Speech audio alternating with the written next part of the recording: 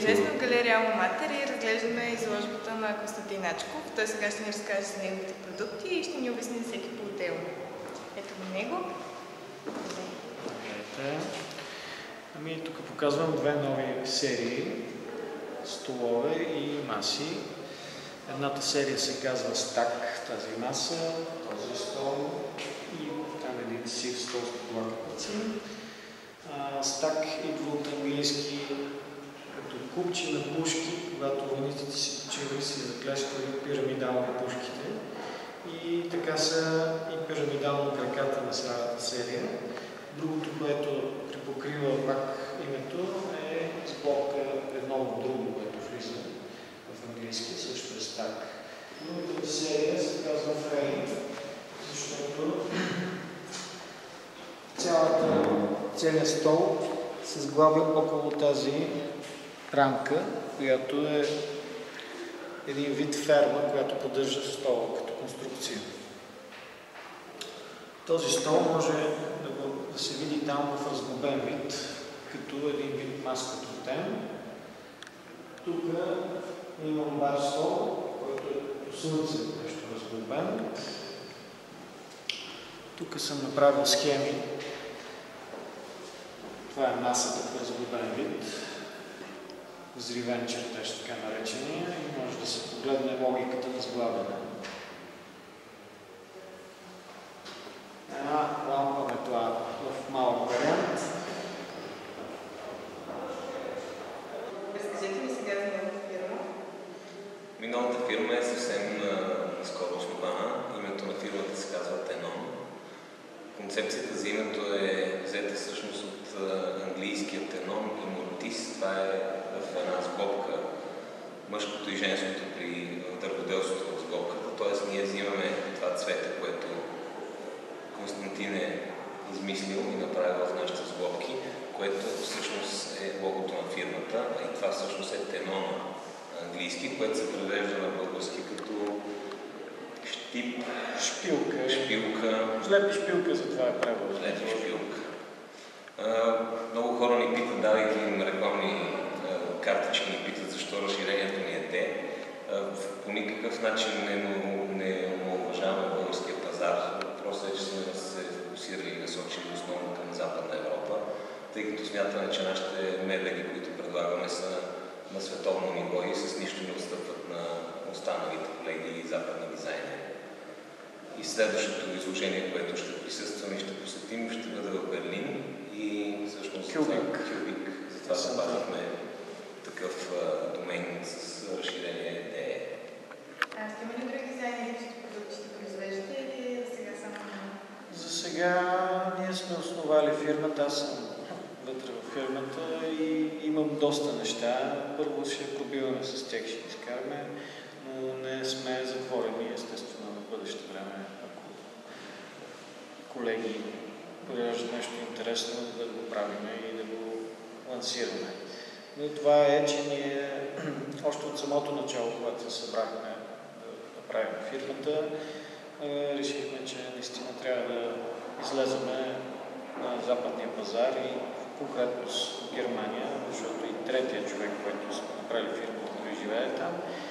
И фактически това за мен е шанс да се пробие с българския дизайн, защото мисля, че българският дизайн като цяло е много добър, но няма изява, няма добър пазар, няма отработен пазар, така да го кажем. Как мислите да лансирате продукцията? Имате ли някакви маркетингови стратегии? Както казахме, първата ни задачка, която е да излезем на това изложение, което е страхотно, все по-популярно, набира скорост. Там има огромни брандове, Estivalish's и много утвърдени брандове участват. И мисля, че там ще си намерим, ще се измерим, така да се каже, и ще видим къде сме ние и как.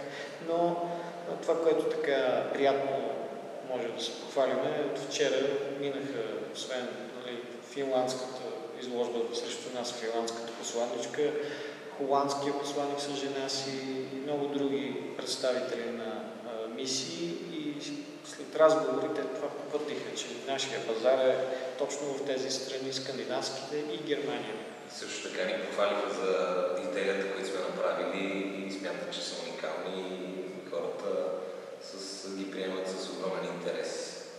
желаха ли да си поръчат нещо? Вече имаме заявки, имаме поръчки абсолютно реални, които се осъществяват дори и от това изложение. Добре, мислите ли, че т.е. като успеете вече да се пласирате там, живот и здраве, пожелавам много, после мислите ли да се насочите само на там или ще продължавате да си? В никакъв случай ние това казвам, че не уважаваме българския пазар. Българския пазар за нас също е интересен. Българският клиент за нас също е интересен. Потребителя, това забелязваме, че българският потребител не е достатъчно информиран. Тоест ние, влизайки и разказвайки във всеки един посетител в галерията, отделяме много време и внимание за това, освен да обясним каква е концепцията за самата мебел, да обясним какъв е материала, как се добива материала. И всъщност ние искаме да изпълним и тази мисия, да образоваме нашия пазар, за да знае, че шперплат е един прекрасен материал, който е много по-хубав от ПДЧ и МДФ. В пъти ПДЧ и МДФ са отпадъчни продукти след преработката на шперплата, това, което остава в продуктите. И при всички случаи нашия български пазар е интересен за нас. Ние не се насочваме само към един определен пазар. Напротив, ние искаме да отидем и в Азия, искаме да отидем и в Америка, искаме да отидем навсякъде. Тоест, нашия бранд искаме да стане световен. Ние не искаме да е само български или само немски. Искаме да ги покажем максимално повече хора да ги видят. И целта е цената на продукта да бъде достатъчно достъпна, да влезе във всеки един дом. Тоест, ние не търсим ексклюзивност от една точка на цена. Това ни е концепцията, това ни е идеята. Виждате, че сме помислили и за логото, и за името, и изобщо всяко едно наше изделие има мисъл, и то много мисъл. Основният дизайнер в момента на фирмата Тернон и единствен дизайнер на фирмата Тернон е Константин Анчев, който е завършил академията, специална скулптура, и който отделил повече от 5 години за разработването да се стигне до този резултат. Мислиш ли да разширяваш серията си също продукти или за сега? Мисля, аз имам доста неща, които са още на ниво проект, макет и разработка, скици. Просто физическа възможност няма на човек, както е ясно, да изкара всичко наведнъж. Питат ни, имате ли продълговата маса? Имаме на ниво разработка. Дори ние мислиме, че това, което изкарваме спрямо колеги, е в пъти повече като усилията и че не ни стигне дори да си доразработим сайта и други елементи, но това всичко постепенно ще го направим.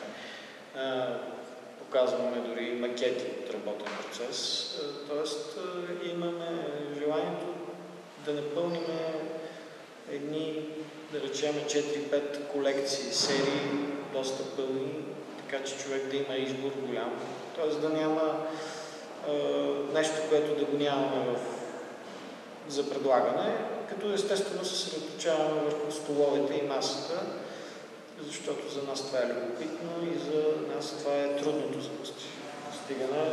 Знаете, стола определено е най-трудният дизайн обект.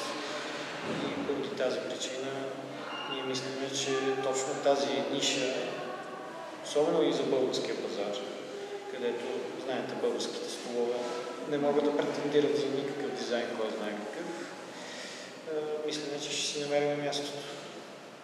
Плюс това, нашата фирма, ние вярваме в различното мислене. Всеки продукт, който правим е предизвикателство към статуквото. Начинът, по който предизвикаме статуквото е като правим мебели с красив дизайн, лесна употреба и приятелски настроени към потребителя. Всъщност така караме и задаваме въпроса на клиента, искате ли да си купите един? Тоест, това е нашето послание към клиента. В момента как може да се добием с тях? Това, което обясних преди малко, не ни достигна време, а и в момента е на процес на уточняване цените, да ги фиксираме точно, но скоро на този сайт ще има онлайн магазин tenon.de, всъщност там ще се предлагат всичките серии, които до момента имаме и са пуснати в производство с цени и начин на доставка. Онлайн ще може да се пазарува, да. Байцовете, които използваме, са на водна основа, защото много държим да се вижда естествения материал, т.е. да се вижда жилите на дървото на шперплата, което сме постигнали с тези байцове на водна основа. А за поддръжката? За поддръжка е чудесно, много лесно. Това е италиански байц. Който Откриваме технология, ние ползваме точно екологичните тенденции в технологията, тъй че няма никакъв проблем. Няма нещо по-особено. Не, няма нищо по-особено. Може да се третира допълнително, ако е за външна употреба с тикови масла допълнително, които много лесно се нанасят. Може и лак. Може и лак допълнително да се нанесе допълнителен слой. Никакъв проблем няма. От тази гледна точка лесно е за поддръжка. Затова така му предполагам, че пак е пожелание. И ние това искаме да наложим също така тези, както виждате, пастелни цветове. Тоест байцове с едни хубави свежи цветове, които когато сложите, да речем, една такава маса да ви грейне един цвят в интериора и... Да ви даде допълнително настроение в ежедневието. Не глупостта, която се прави масово, да се взима байц, имитация на друг дървесен вид и да се прави от един вид друг. Това за нас е малко смешно. И неприемливо. По друга страна, това, което искаме още да кажем, е, че всъщност, както и се вижда, всичкото, което правим е изключително екологично и това го държим до последния етап. Всичкото да бъде... Тоест, като се започнат лепилата, които се използват за слепяване на шперплата, те са с сертификат, че са екологично чисти. Байцовете са на водна основа, които също са екологично чисти. Материалният е естествен, т.е. абсолютно процеса на изработка, след като се произведе този шперплат, дърветата, които са отрязани за изработката му, се посаждат нови такива, т.е. процесът е абсолютно екологично чист. Самият процес на изработка на мебелите няма никакво замърсяване. Няма замърсяване на околната среда, една машина реже, която е много прецизна, всъщност ни дава този детал да изглежда така точно и красиво. Всичко се разглобява, няма личета повече. Всичко се разглобява, да, това е доста важно да се каже. Всъщност аз мисля, че ти предмет да го разказвам. Това е, което гониме, така наречения флетпак. Тук, понеже отсреща финландския дизайн показват и неща, които са на Икеа и хората ни питат като Икеа и ние казваме като Икеа, но всъщност Икеа не го е измислил. Това е измислено от Неков още в началото на миналия век и все повече набира популярност. Икеа е най-известна с това нещо, защото има огромно удобство. Първо, да си вземете един кашон в разглобен вид, вътре да имате маса или стол и сами да си го сглобите. Но има един друг момент, който може би не се отчита толкова, че всъщност човек става съпричастен, когато сглобява тази маса с нея. Тоест, не е да си купите готов предмет и само да го запаковате. А вие участвате в сглобяването, въпреки че по чертеж всичко е измислено. Тоест човек има едно друго отношение към самата мебел, след като си я сглоби и монтира сам. Има една доза на спектакъл дори. Тоест, не е разопаковахме. Плюс това човек обича да прави нещо с ръцете си, човек иска да направи нещо, да сглоби с собствените си ръце, което също е интересно и също така е закачка към клиента.